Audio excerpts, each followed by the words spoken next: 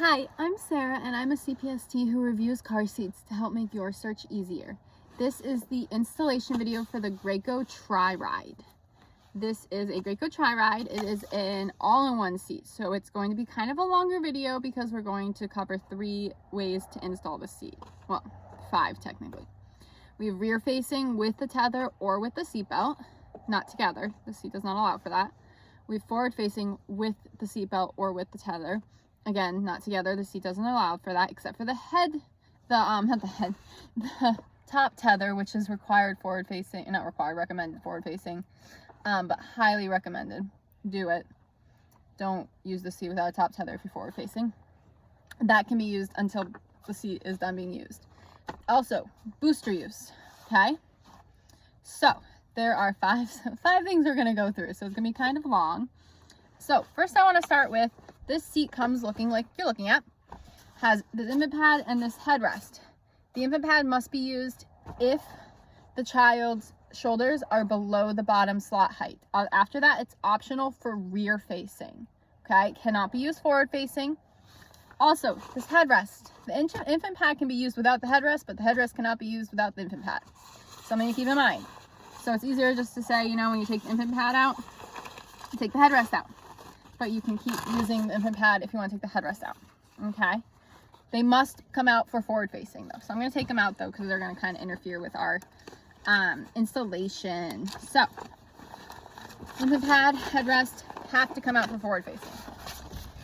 Shoulder pads can be used anytime the harness is in use. If you have a really small infant, you may want to take them out to make sure that it's not interfering with the chest clip getting up high enough. The manual even says to do that. If you can't get the chest clip up high enough, take these off. Okay? They're very easy. They just, boop.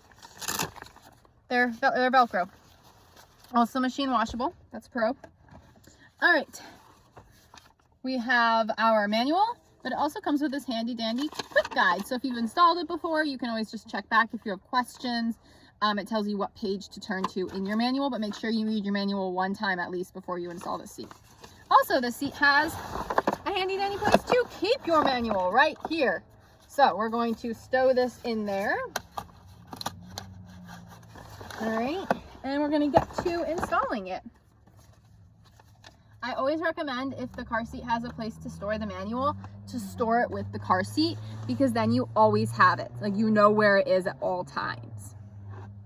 All right, so we're going to loosen our harness so I can raise my headrest up. I'm gonna raise my headrest. This has the right there. Boop, boop. Okay, we're gonna do rear facing first. So first, we need to look at our numbers right here. The blue 1, 2, 3 are rear facing reclines. You can pick any that keeps you in the recline bubble. The orange is 4 and 5. That's forward facing reclines. There is no recline bubble, so whichever one gets the back against the back of your seat. And yellow is booster. Okay, so I'm going to also show you, flip this around and show you our recline bubble, which is right here. It has to be in the light blue ball for birth and up, and it has to be in the dark blue or the light blue for 3 months plus. Okay, so once kid gets head and torso control, you can put it anywhere in the blue. Okay, this seat gets pretty good recline. It's also pretty compact front to back. I was pleasantly surprised when I put it in my car that even on newborn recline, it's pretty compact. So this is your recline control right here. It's printed on there. It says recline, and we're going to put it all the way. This is newborn recline right here. Okay, and I do have to put my front seat up a little bit for newborn recline, but it's not too bad. So first, I'm going to turn it towards you again. I'm going to lift this up, and then I'm going to unbuckle this so I can reach all of my belt pads. Okay, so this just flips out like that, and it's very easy to access everything. So we're going to start with latch. Since it is already threaded, I'm going to unhook my latch from here on the side. Okay, it is a J-hook latch. Do you see that? It's J-hook. So you want the place where you unhook it to be on the bottom, and the part with this little white picture right here, that's the top. Okay, that hooks onto your latch. So gonna find my latch hooks, and the seat does have a dedicated latch, so there it is. I've uncovered them. My car has these little fabric things over top. You might have to dig into your car, which does make J-hooks kind of difficult. So click on. I'm gonna put the seat in place. I'm gonna click the other side on, make sure there's no twisting. I can lift up my seat pad, make sure everything's flat, make sure it's run right where it needs to be. It says right here, rear facing lower anchor strap here. So we're gonna put it right where it tells me to. And then I can make sure my seat is flat, and I'm going to kind of just hold it in place, and I'm gonna tighten. I'm not gonna put my whole weight on it, but I'm gonna tighten it, okay? And if you can't get it tight enough this way, you can always thread this part up through the hole and pull from inside, which is very easy to access this belt path on the seat, so that's really, really nice. It's still very loose, so I want to keep tightening it up. There. I find the seat easier to do with the seat belt. Some seats are easier with seat belt, some seats are easier with latch.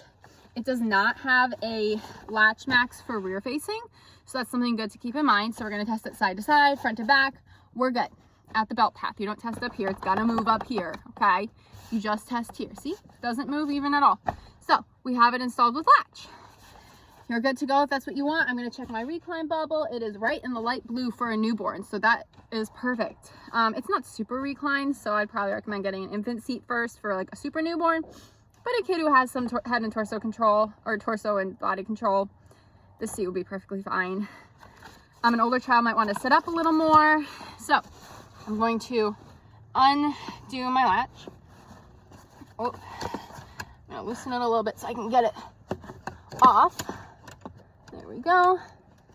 I'm going to unhook it. So that's kind of the annoying part about J-hooks, is they're very difficult to unhook. Okay. So then I'm going to show you. I'm going to put it on a different recline so you can actually see. Now, when I'm not using the latch and I'm still installing rear facing, I want to move my latch. I'm going to take this side in, and then it's behind the metal bar, so I just slide it up. But first I have to take this side in. This one comes in all the way. See? I bring it all the way over here. I'm going to put it behind my harness, and I'm going to put it through the forward facing belt path. Okay? If I'm still installing rear facing with the seat belt. So, push it through my forward facing belt path. I'm going to slide, it's already behind the harness because I already did it on the other side. And I'm going to slide it up behind the metal bar, and I'm going to put it through the hole on this side. And then I'm just going to stow them, okay? Because they're not in use. There's little hooks on the back here, and they're not in use. So we don't want this swinging around, because if this comes up and smacks your kid's head, that would hurt a lot. So we want them to be stowed. Also, our top tether is stowed back here. See, it's hooked on when it's not in use, because we're doing rear facing, so we don't need the top tether. So I need to find my little loop. There it is. There. And now it can't get to your kid. You can tighten it up a little bit. Can't get to your kid. See? It's good. Can't hurt any passengers. So, seatbelt. I'm going to run my seatbelt through the same holes that the latch was just through for rear facing. Actually, I'm going to put on rear facing recline again.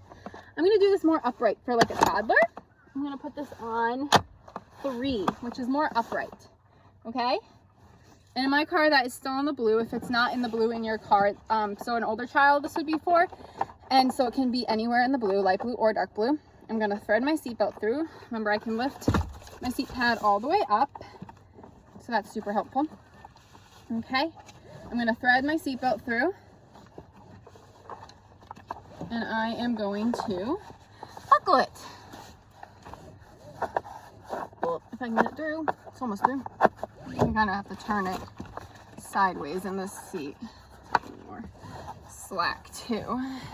I haven't locked it yet, but you are going to lock the seatbelt. There is no lock off on this seat, or even belt tensioner, but you'd still lock it with a belt tensioner. All right, this is not a snug lock seat. So, all right, I'm gonna pull it. All right, and make sure I'm still in the blue. Yep, still in the blue. And then I'm going to pull this all the way out and feed it back in slowly. Tighten it, make sure it gets all the way fed back in. Test it side to side, front to back. That is installed. Okay, I'm going to double check my bubble, and we are just in the blue. Okay, so this is upright recline for an older child, which is nice because now my front seat can be all the way back and it's not going to bother the seat. So this is a pretty compact seat for an older child. At newborn recline, yes, I did have to move my front seat up a little bit. But as soon as the kid is older, like my 1-year-old or my 2-year-old would want to sit upright like this so they could see out the window. So good compact seat. If you use an infant seat first, you won't even have to worry about having it super reclined. All right, yep, we're all good. I just want to double check my bubble once it's settled. It is in the dark blue. All right, now to uninstall, I just take my seatbelt, thread it out, kind of have to turn the latch plate here. All right, something to keep in mind, if your car does not have the lock up here, it might have a locking latch plate, especially if it's made after 1996 in the United States. So check your car's manual if you can't figure out how to lock your seatbelt, because that is how you're going to find out how your car locks seatbelts, and it's different in every car. Also, now we're going to talk about forward facing. So I'm going to turn my seat around, okay, and I need to check my forward facing recline. Okay, so see how here I have it, that's kind of far away from the back of the seat. Now this seat allows for this, so you could leave it here if you wanted your kid forward facing and a little more reclined. But see, as I move this up in my interfere, if your headrest is fixed. So I'm going to move it to here. Make sure it's on the right recline. Oh, it's on booster right now. So I'm going to pull it out 1 so it goes back to 5. There. Now it's on 5. This is a forward facing recline. Something to keep in mind, if you have fixed headrests, this is going to interfere with them. Okay. So if you don't though, like I don't, my car allows, my manual says I can take my headrest out. I'm going to take this, I'm going to store it in my house because you don't want this hitting you. Okay. So once I'm done installing my seat forward facing, that's getting stored in my house. If your car has headrests that go up and down or that remove, your top tether is going to go under the headrest if you leave the headrest in. If they have fixed, you need to read your manual. Does the tether go over it or does it go to the side? Most cars say put it right over the headrest if it's fixed, okay? Some cars will say that it goes to the side, so you need to check your car for your latch manual. Your car's manual for your latch, and that will tell you how to run a top tether for a car seat. There's a whole section in your manual about car seats. Pickup trucks have very weird latches usually, or top tethers usually, so you need to check your car manual because this isn't going to cover all of this. This is a Subaru Ascent. It's not going to be the same as a Ford F-150. Okay, it's not. All right, now I'm going to unhook my top tether so I don't forget to use it because it's very important. And I'm going to take the rubber band off so I can get my slack out. Okay, and I'm going to loosen it, loosen, so I have it. All right, my top tether hook is right here behind my seat. I have to push my stroller out of the way. It's right here. Okay, some are in the floor, some are in the ceiling. Pickup trucks, like I said, are kind of interesting. So check your manual of your car. So since I already put latch in the forward facing path, I'm going to unhook it because we're using forward facing now. This does have a max of 45 pounds. Okay, so it rear faces to 40 pounds or 49 inches. Or head is less than 1 inch from this handle. Okay, so you're forward facing before a kid gets that 45 pounds. Forward facing, the minimum is 22 pounds, and it says under 1 year, but really I recommend you waiting until 2 years to flip your child. That is really the minimum best practice here. And then you're going to you can use the seat to 65 pounds, or the straps are starting to go below their shoulder, or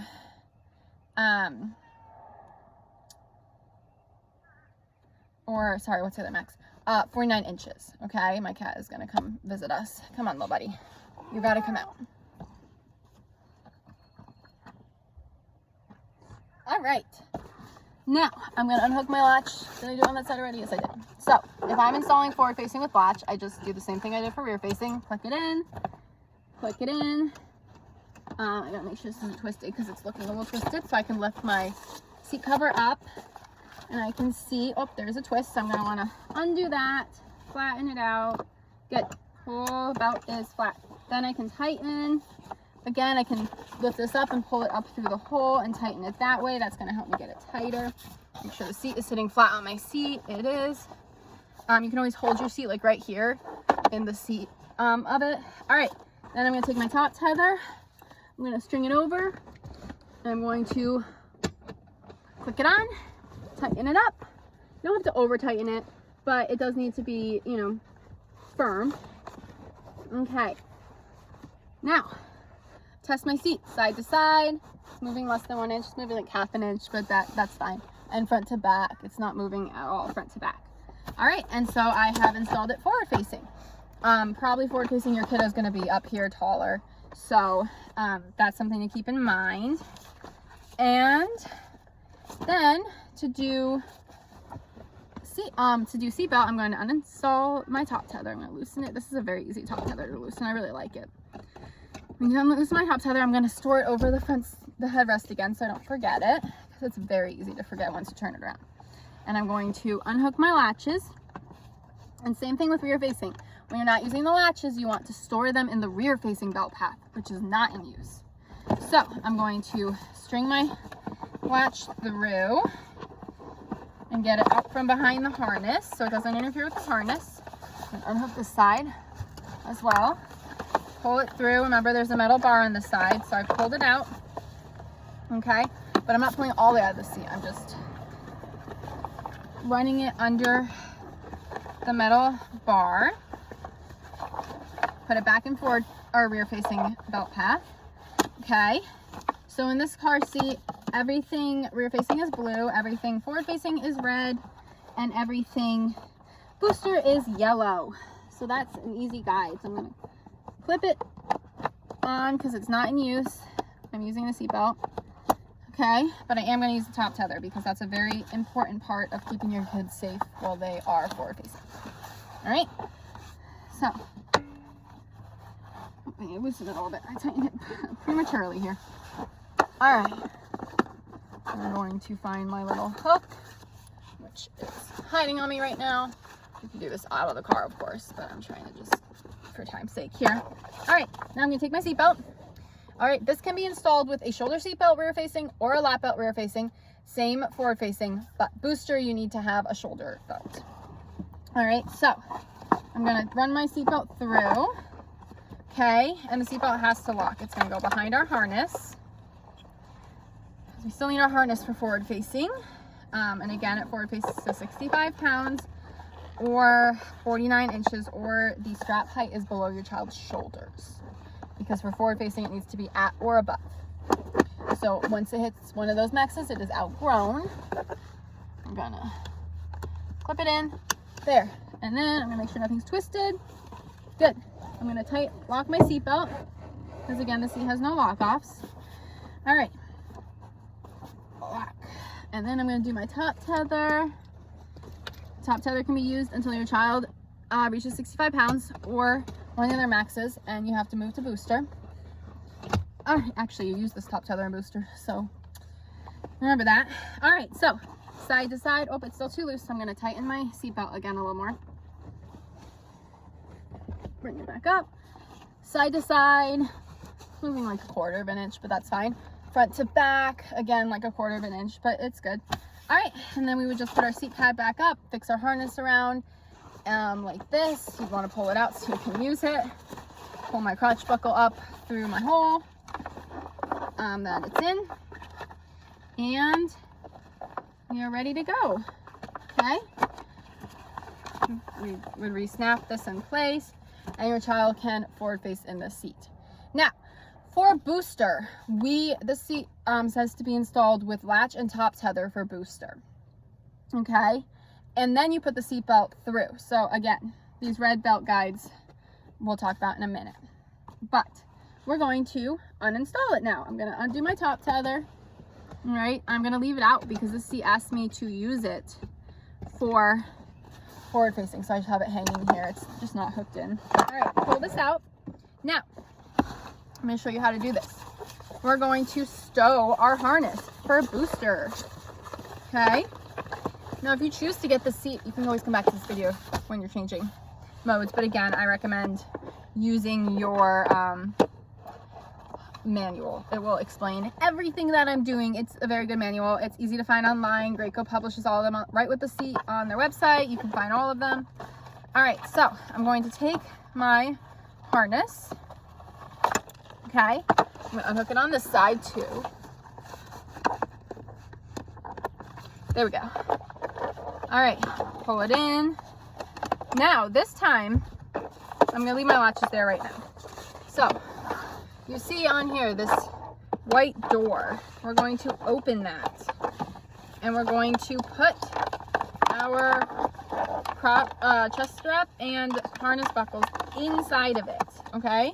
The harness is still gonna kind of be out of it, that's fine. But the metal and plastic pieces are inside of it. The other thing you need to do is, I'm gonna recline it to do this so I can reach the crotch buckle. You're going to take your crotch buckle out, okay? Store it with your infant pads. I usually take a bag and label it with the car seat. I would say Graco Triride on it. So then we always have it. Store it with your headrest. If I can get this out, it's a little fun to get out. I think I have my thing. Yeah, we're gonna try this again. All right. I'm at a weird angle. Let's try and get this out is what's happening because I'm trying to show you it while I'm doing it. Okay. Come on. Up. All right, you just feed this metal piece up through and I have my crotch buckle out for booster use. So now I'm going to move this to my forward-facing belt path, okay? Move this up to booster. Recline, remember it's that yellow one now. And I'm going to feed this through my forward-facing belt path over the buckle, over the harness straps. So you want this to be over the harness straps this time because we're not using the harness straps for booster. All right, so that's the only time you do that. Always for rear-facing and forward-facing, you want it behind. Actually, rear-facing, it goes in front of the crotch buckle so it doesn't interfere. All right, now we're going to see right here, it has the forward-facing. And you can see this orange thing. This is where the strap goes for forward facing. There's a blue one down here for rear facing. So very straightforward, but right now you want it over. We're gonna hook it in, hook, install it just like you were installing it forward facing. But this time it's on booster recline. Make sure nothing's twisted. Check, good. All right, then we're gonna tighten it. Make sure your buckles or your J-hooks are on right on your latch system. Good. All right. Now I can put this all together and all of our harness straps are stored and the crotch buckle is gone. All right, we're gonna put that in. We're gonna tighten it up and then we're gonna test it side to side. It is still moving. So I'm gonna tighten that a little more. Okay. All right. Tighten that. All right, side to side, front to back. It's not moving more than an inch. Testing at the belt path, side to side, front to back, of course. All right, then your child can be anywhere forward facing with a booster as long as they're over 40 pounds. I would recommend maxing out the harness forward facing before you go to booster. Now, if you have like an 8-year-old who is 42 pounds, of course, they can go to booster. They're 8. I'm sure they're mature enough to sit correctly. If you have a 5-year-old who is under 65 pounds and under 49 inches, I would keep them in the harness a little longer, unless they're like a super mature 5-year-old. All right, now you're gonna take your seatbelt and you're gonna run it over these red belt guides. See that? Remember, you need to have a shoulder belt. It cannot be a lap only for a booster. Then you're gonna run it through the belt guide. Okay, that's what these little red pieces are right here and right here. Run it through the belt guide, buckle it over the child. Okay? They can probably buckle themselves. It's kind of a wide booster. You're not locking the seat belt, okay? And this belt guide is just keeping the belt on their shoulder, so it's not like way above, okay? It's a belt positioner at this point. So that is the seat as a booster, a high back booster. It does not become a no back booster. So that is all the modes of use of the Graco Triride. Make sure you check out my review. It will be on my YouTube, and also check out my Instagram at the Car Safe Kids. So your kid unbuckles.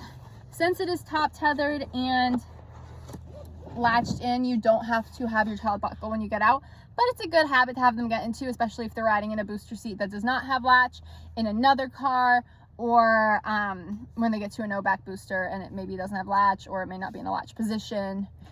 that is always handy to have them just always buckle it in when they leave. Okay, but you don't have to, because it's latched in like it would be a car seat, so it's not going anywhere in the event of a crash. All right, I'm at the Car Safe Kids. I'm Sarah. I'm a CPST who reviews car seats to make your search easier. This is the Graco Triride, and make sure you check out my review video on it.